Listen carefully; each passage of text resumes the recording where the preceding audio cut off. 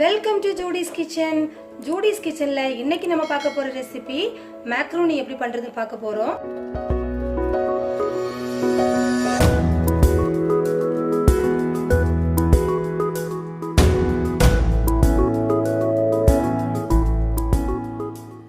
தேவையான பொருட்கள் என்னன்னு பார்த்தலாம்.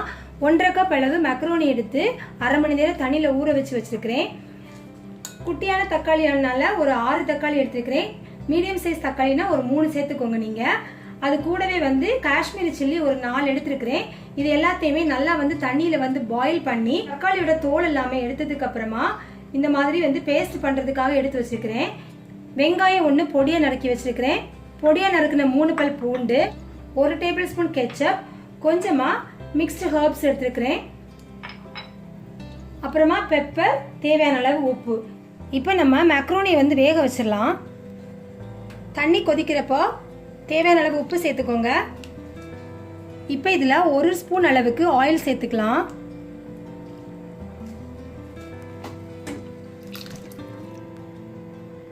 இந்த மேக்ரோனியை நம்ம அரை மணி நேரம் ஊற வச்சு வேக வைக்கிறதுனால கரெக்டாக 5 நிமிஷத்தில் சூப்பராக அந்த மாதிரி நல்லா வெந்துருச்சு. இப்போ இதை நம்ம வடிகட்டிடலாம். இந்த மேக்ரோனி நம்ம வடிகட்டினதுக்கு அப்புறமா கொஞ்சமாக கோல்டு வாட்டர் இதுக்கு மேலே ஊற்றி நல்லா இதை அலசிட்டேன். ஏன்னா அந்த ஒரு மாதிரி பசை மாதிரி இருக்கும் இல்லையா, அதை ரிமூவ் பண்ணுறதுக்காக அந்த மாதிரி நான் பண்ணிட்டேன். இப்போ இந்த மேக்ரோனி உதிரி உதிரியாக இருக்குது. தக்காளி வத்தல் நம்ம வேக வச்சு வச்சுருந்தோம் இல்லையா, அதையும் நல்லா ஃபைனாக இந்த மாதிரி பேஸ்ட் பண்ணியாச்சு. இப்போ இதை எப்படி பண்ணுறதுன்னு பார்க்கலாம்.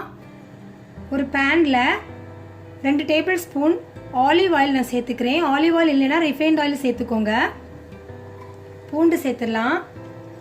ஆலிவ் ஆயில் இந்த மாதிரி மேக்ரோனி பாஸ்தா எல்லாம் பண்ணுறப்போ அந்த ஃப்ளேவர் ரொம்ப நல்லா இருக்கும். அதுக்காக தான் நான் சேர்த்துக்கிட்டு, அது இல்லைன்னா ரிஃபைண்ட் ஆயில் சேர்த்துக்கலாம். நல்லெண்ணெய், தேங்காய் எண்ணெய் அந்த மாதிரிலாம் சேர்க்காதீங்க, நல்லா இருக்காது. வெங்காயத்தையும் சேர்த்துடலாம். வெங்காயம் வதங்குறதுக்காக கொஞ்சம் உப்பு சேர்த்து இதை வதக்கிடலாம்.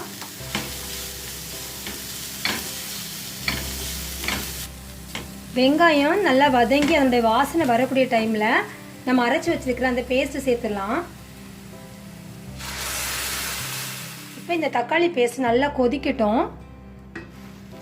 இப்போ இந்த தக்காளி பேஸ்ட்லாம் நல்லா வதங்கினதுக்கு அப்புறமா நம்ம எடுத்து வச்சிருக்கிற கெச்சப் சேர்த்துடலாம்.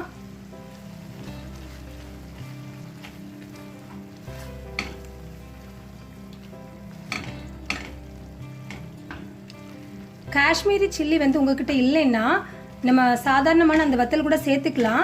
ஆனால் அந்த விதையெல்லாம் நீக்கினதுக்கு அப்புறமா கொஞ்சம் அளவு கம்மியாக சேர்த்துக்கோங்க. இப்போ நான் 4 சேர்த்துருக்கிற இதில் நீங்கள் சாதாரணமான வத்தல் சேர்க்குறதுனா ஒரு 2 சேர்த்தா போதும். ஏன்னா காரம் ரொம்ப அதிகமாயிரும் அந்த வத்தலில். ஸோ 2 எண்ணெய் சேர்த்துக்கோங்க. இப்போ ஒரு அரை டீஸ்பூன் அளவுக்கு பெப்பர் தூள் சேர்த்துடலாம்.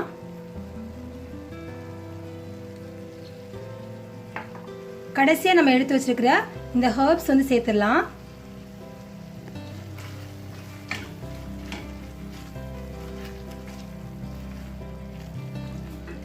உப்போட அளவு இப்போ செக் பண்ணிக்கோங்க. இந்த ஸ்டேஜில் உப்பு தேவைப்பட்டுச்சுன்னா உப்பு சேர்த்துக்கலாம். இப்போ நம்ம மேக்ரோனி சேர்த்துடலாம். இப்போ இந்த மேக்ரோனி எல்லாத்தையுமே சேர்த்ததுக்கு அப்புறமா இந்த மாதிரி நல்லா மிக்ஸ் பண்ணி விட்டுடலாம். அந்த டைமில் அடுப்பை கொஞ்சம் சிம்மில் வச்சுக்கோங்க. எல்லா இடத்துலையும் இந்த மாதிரி அந்த மசாலா கோட் ஆன உடனே அடுப்பை அணைச்சிடலாம்.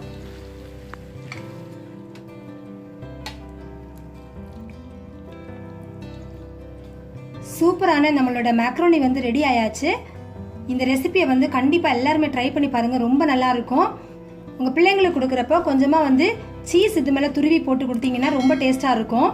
இந்த வீடியோ பற்றின கமெண்ட்ஸ் எனக்கு போஸ்ட் பண்ணுங்கள். இந்த வீடியோ பிடிச்சிருந்தா லைக் பண்ணுங்கள், உங்கள் ஃப்ரெண்ட்ஸுக்கும் ஷேர் பண்ணுங்கள். தேங்க்யூ.